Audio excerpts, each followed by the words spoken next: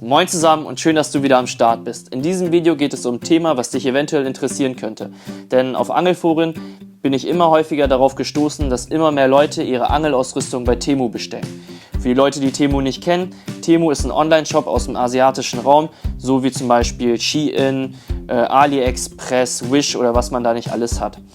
Ich bin auf der Suche aktuell nach einer Barsch-Kombo, kann mich da noch nicht so wirklich entscheiden und dachte, okay, dann bestelle ich mir meine Angelausrüstung bei Temu und wir schauen mal, was wir da bekommen. Viel Spaß beim Video!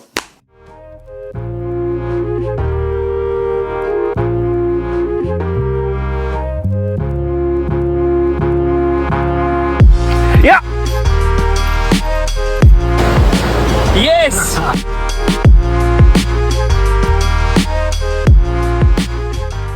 Ja, bevor ich euch meine Angel vorstelle, würde ich gerne noch ein, zwei Sachen loswerden. Und zwar fragen sich bestimmt viele, wieso macht er so einen Temu-Test?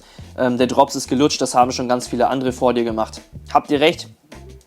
Jedoch unterscheidet mich, dass ich von keiner Angelmarke gesponsert werde. Bedeutet, ich kann eine komplett eigene Meinung zu der Route und zu der Rolle abgeben. Und auch zu den dazugehörigen Ködern, die ich mir bestellt habe. Aber da kommen wir gleich zu. Kommen wir nun zur Bestellung. Ich habe mir eine Route bestellt, eine Rolle bestellt und dazugehörige Köder. Für die Route habe ich 15 Euro bezahlt, für die Rolle habe ich ebenfalls 15 Euro bezahlt. Beides kam separat an, die Route kam nach 8 Tagen an, die Rolle nach 10 Tagen. Bei der Schnur verwende ich eine vierfach geflochtene Schnur, 0,12 mm Durchmesser. Die habe ich jedoch nicht bei Temu bestellt, weil da will ich kein Risiko eingehen. Ich habe keine Lust, dass wir am Ende einen Fisch verlieren und der im besten Fall noch mit Köder im Maul durchs Wasser schwimmt. Das wollen wir nicht, deshalb vertraue ich da auf die Schnur, die ich auch sonst immer verwende. Aber ja, da so viel dazu. Die Route hat eine Länge von 2,10 Meter, ein Wurfgewicht von 1/4 Unzen bis 1 Unzen. 1 Unzen sind 28 Gramm. Also die Route hat ein Wurfgewicht von 7 bis 28 Gramm. Also, das ist schon mal nicht schlecht. Vom ersten Eindruck her muss ich auch sagen, für eine Route, die 15 Euro gekostet hat, ist das hier auf jeden Fall gar nicht mal so schlecht. Also sie sieht von der Verarbeitung her, von den Routenringen und so, sieht es gar nicht mal so verkehrt aus. Man muss natürlich auch überlegen, dass ich dafür 15 Euro bezahlt habe für die Route. Ich wiederhole mich da wahrscheinlich auch, aber ich kann es auch nicht wirklich fassen, dass diese Route hier 15 Euro kostet. Ob die Route am Ende was kann, das sehen wir dann gleich am Wasser. Ob die Übertragung gut ist und sowas. Aber jetzt vom ersten Eindruck her sieht es nicht schlecht aus. Wir haben hier beim Griff, oder die Route wurde hier mit einem EVA-Schaum verarbeitet.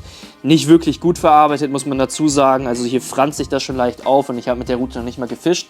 Dann, ich weiß nicht, ob man es sehen kann auf der Kamera. Auf jeden Fall ist hier so eine leichte Wölbung. Soll wahrscheinlich dazu dienen, dass die Route besser in der Hand liegt. Ich muss sagen, es fühlt sich noch leicht ungewohnt an und nicht wirklich gut. Aber das kann ich dann auch besser beurteilen, wenn ich am Wasser bin. Kommen wir nun zum Köder. Da bin ich auch richtig gespannt drauf, denn im Angelforum haben die Leute von den Jig-Spinnern von Temu wirklich geschwärmt. Ich habe hier für einen Köder, für einen Jig-Spinner 1,20 Euro bezahlt. Im Einzelhandel, wenn man die hier bei uns kaufen würde, zahlt man ungefähr 5 bis 10 Euro. Teilweise sind die noch teurer. Da bin ich wirklich gespannt, ob die laufen. Also die Verpackung verspricht schon mal einiges. Superbait, Powerbait, Wild Action is the attraction, Best Choice, Professional Lure.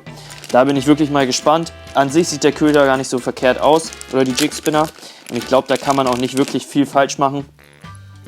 Das Einzige, was ihr bei den Ködern wirklich kontrollieren solltet, wenn ihr damit fischt, sind die Haken. Also das wurde auch im Forum des Öfteren erwähnt, dass die Haken qualitativ nicht wirklich gut sind und dass man die gegebenenfalls austauschen muss. Das schaue ich mir gleich mal im Wasser an.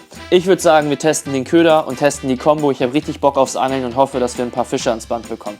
Let's go! Ach, eine Sache habe ich noch. Falls ihr schon mal bei Temu bestellt habt, lasst es mich gerne in den Kommentaren wissen, würde mich brennend interessieren, wie eure Erfahrungen sind.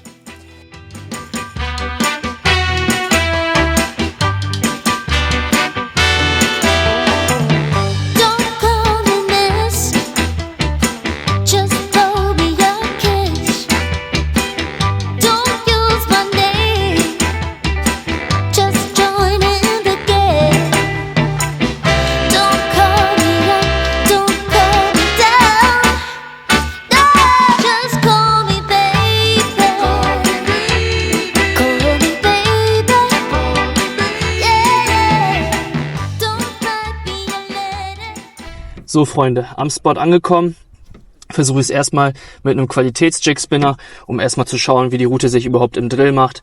Und ja, zu dem Köder habe ich auch Vertrauen. Von daher bin ich mal gespannt und hoffe, dass die Fische hier am Spot sitzen. Schauen wir mal. Machen wir mal den ersten Wurf. Köder läuft perfekt. Wurf, ja. Wow. Fühlt sich leicht schwammig an. So, ich mache jetzt zu Beginn erstmal einen weiten Wurf. Mal gucken, wie es sich mit der Rute und Rolle werfen lässt. Boah. Also ich komme schon gut weit mit der Angel, aber es fühlt sich leicht schwammig an beim Werfen. Fühlt sich an, als würde ich mit einer Schwimmnudel auswerfen. Naja, ansonsten, ja, so richtig Rückgrat hat die Angel nicht. Ich weiß nicht, ob man es gut erkennen kann in der Kamera, aber es sieht sehr schwammig aus. Bin mal gespannt, wenn wir da mit einem Fisch rausziehen, wie das laufen wird. Vor allem, ich habe jetzt einen Jig-Spinner dran, der 10 Gramm hat. Wenn ich mir jetzt vorstelle, ich mache da einen dran, der, weiß ich nicht, 25 Gramm dran hat. Ich glaube, da hat die Rute mächtig mit zu tun. Also, boah. Habt ihr das gehört? Jetzt so geknackt beim Werfen. Naja, ich bin mal gespannt, wie es sich im Drill anfühlt. Die hat nämlich wirklich auch nicht so ein starkes Rückgrat. Wahrscheinlich muss ich beim Anschlag auch richtig durchladen, wenn da jetzt ein Fisch beißen sollte. No cup of jokers, that shit is acidic. So I take a shot with the lemon and ginger. Look in the mirror like, yeah, I'm the nigga. Look in the mirror like, damn it, I'm fitted. Looking outside like the world is all mine. Look in the mirror like, nigga, go get it. I gotta get to the scene, oh, I gotta get to the bag now. I can't be chasing on these hoes. They getting they feeling and dragged down. That's why these niggas just crash out. Stuck in the cell and it's man down. Life getting gone in a flash now. Fuck it in and I'ma stand down.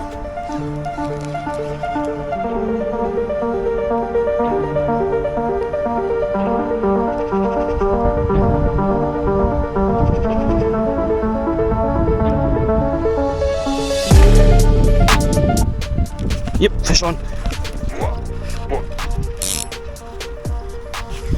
Das sieht nach einem Barsch aus. Also entweder, oh, ein guter.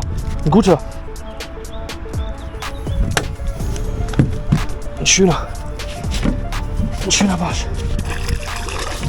Alter, die Rute hat gar kein Rückgrat. Oh, komm, bitte. Oh, ein schöner Barsch. Yes. Komm.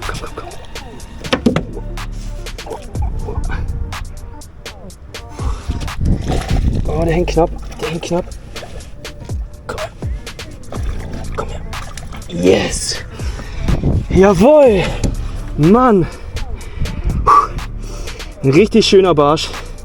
Den hake ich jetzt mal schnell ab und verarze den. Brauche ich da eine Zange für? Nee, sollte nicht so gehen. Oh, was ein schöner Barsch.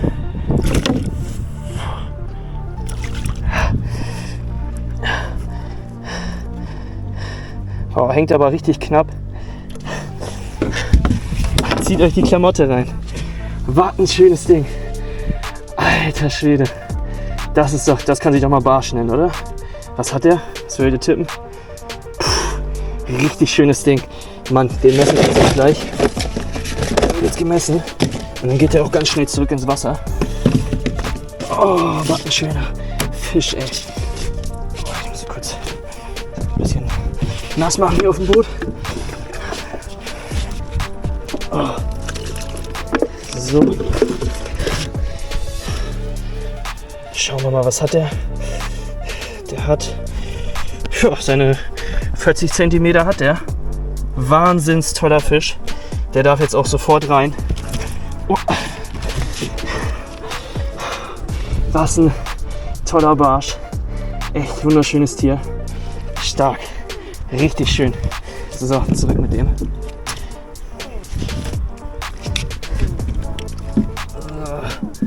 Da ist wieder Schwimmmeister. Und weg mit dir. Versteckt sich unterm Boot. Stark. Yes! Leute, es hat geklappt. Mann, bin ich happy. Was ein schöner Fisch. Auf dem Jig-Spinner. Aber nicht den Temu Jig-Spinner. Den werde ich nämlich jetzt dran machen. Trotzdem richtig geiler Barsch. 40 cm. Der kann sich sehen lassen. Stark. Weiter so. Ich hoffe, ich fange jetzt noch einen mit dem Temu Jig Spinner. Mann. Hoffentlich fange ich noch einen mit dem. Richtig Bock. Alter Schwede. Es hat funktioniert, ich habe den rausbekommen. Bremse hat auch nicht wirklich gearbeitet, obwohl ich die relativ leicht eingestellt habe. Ich werde die jetzt gleich noch mal ein Stück nachjustieren. Ein bisschen, noch einen Tick leichter einstellen. Weil das war echt ein schöner Barsch, ey. Richtig geil. Super nice. Mann, freut mich das. So, let's go, weiter geht's. So, jetzt gucken wir erstmal, wie der Temu Jig Spinner läuft.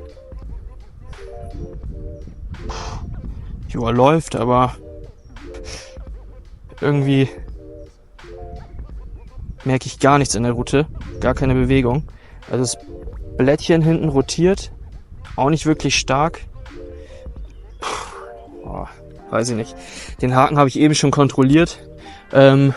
Musste tatsächlich ausgetauscht werden. Ich habe jetzt einen anderen Drilling dran gemacht, weil der Jig Spinner, also an den Haken, den kann man auf keinen Fall nutzen, der da dran war.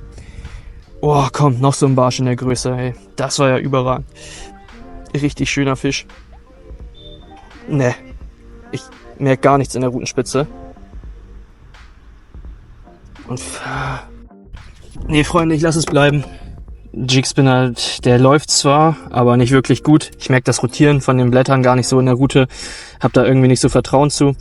Auch die Blätter oder das Spinnerblatt verfängt sich sehr oft am Haken, was auch super nervig ist. Deshalb, werde ich den Köder jetzt nicht weiter fischen. Ich meine, es lässt sich mit dem fischen, aber man kann auf keinen Fall sagen, dass die Jig Spinner bei Temu vergleichbar sind mit denen, die wir bei unseren Shops kriegen. Also, ist wirklich nicht das Gelbe vom Ei. Deshalb fische ich mit einem anderen Köder, mit dem ich auch Vertrauen habe und hoffe, dass ich die Route noch ein bisschen testen kann. Wie gesagt, eben, die Bremse hat gar nichts gemacht, obwohl die relativ leicht eingestellt ist. So, Freunde, ich erkläre euch mal eben kurz, wie man so einen Jig Spinner fischt, für die, die es nicht wissen. Ihr schmeißt den Köder einfach aus, klappt den Bügel um und dann leitet den Köder ganz einfach ein. Super simpel, so einen Köder zu fischen. Jig Spinner wird ja auch Searchbait genannt, weil man damit eine gute Frequenz abfischen kann und der ist super einfach zu fischen. Ab und zu könnt ihr den Köder auch mal auf den Grund sinken lassen, um Tiefe zu gewinnen und den dann quasi so hochjiggen, 3-4 Kurbelumdrehungen dann wieder liegen lassen. Einfach damit ihr sicher seid, dass der Köder ziemlich grundnah ist. Das war's auch schon. Also der Köder ist wirklich sehr, sehr simpel. Gibt es wirklich nicht viel zu erzählen. Und dann, ich weiß nicht, ob man es auf der Kamera sieht, aber der Köder hier, der läuft super. Ja, der Köder von Temu, der war jetzt nicht schlecht, aber auch nicht wirklich gut. Der Köder verfängt sich oft an den Spinnerblättern, beziehungsweise der Haken verfängt sich oft dran und er rotiert nicht so stark. Also wenn ich das jetzt vergleiche mit dem Qualitäts-Jig Spinner, den ich jetzt hier dran habe, da merkt man auch wirklich das Rotieren der Blätter in der Rutenspitze. Und das gibt mir als Angler einfach mehr Vertrauen in den Köder. Und das ist halt auch das Wichtigste, dass man mit Ködern fischt, denen man auch vertraut, wo man weiß, dass die fängig sind. Und das Gefühl hatte ich bei dem Temu-Köder nicht. So Leute, das war der letzte Wurf. Ich würde sagen, jetzt geht's heim. Bahnt sich auch Regen an, deshalb sollten wir schnell gucken, dass wir hier wegkommen. Und dann gibt's ein kleines Fazit, sobald ich zu Hause bin.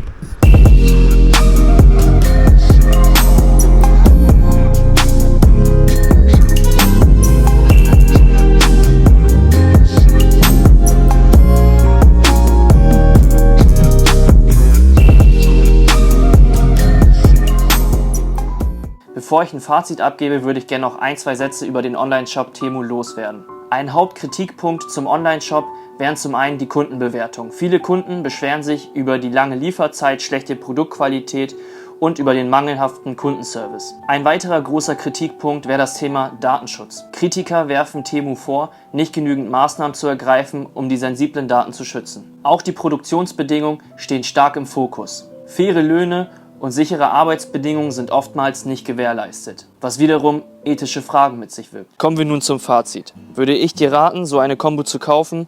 Eher weniger angesichts der Punkte, die ich eben genannt hatte. Nichtsdestotrotz muss ich sagen, für 15 € für die Route, 15 € für die Rolle, ist es nicht übel. Ja? Aber ich würde eher raten, 20 € mehr in die Hand zu nehmen und dann in einem Einzelhandel oder auch in einem Online-Shop dir eine Route zu holen. Ich würde dir sowieso raten, wenn du gerade mit dem Hobby anfängst, zu einem Einzelhandel zu gehen und dich dort auch vernünftig beraten zu lassen.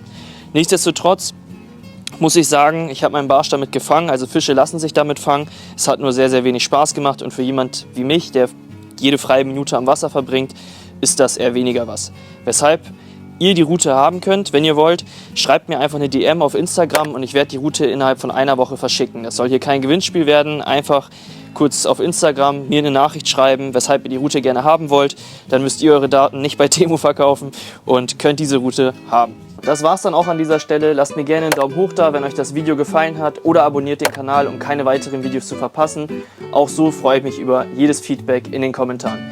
Ich wünsche euch einen schönen Tag, haut rein, euer Zille.